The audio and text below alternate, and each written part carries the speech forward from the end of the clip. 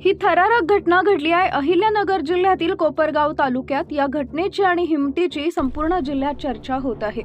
कोपरगाव तालुक्यातील एसगाव शिवारात आहेर कुटुंब वास्तव्यास आहे। आई कामावर निघाली असता कुणाल अजय आहेर हा 4 वर्षीय चिमुकला तिच्या पाठोपाठ घराबाहेर आला। त्याचवेळी बाजूला उसाच्या शेतात दबा धरून बसलेल्या बिबट्यानं कुणालवर झडप घातली आणि त्याला जबड्यात पकडून उसाच्या शेतात घेऊन गेला। दरम्यान चिमुकल्यानं जोरानं आजोबांना आवाज दिला असता आजोबा मच्छिंद्र आहेर घराबाहेर आले। नातवासोबत काहीतरी विपरीत घडल्याचा अंदाज येताच आजोबांनी उसाच्या शेतात धाव घेतली। लाडक्या नातवाला बिबट्याच्या जबड्यात बघून आजोबांनी कसलीही पर्वा न करता थेट बिबट्यावर झडप घेत त्याच्याशी 2 हात केले।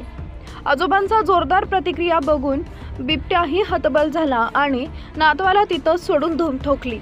जखमी झालेल्या चिमुकल्या कुणालवर रुग्णालयात उपचार सुरू असून आजोबाच्या धाडसाचं सर्वत्र कौतुक होतंय।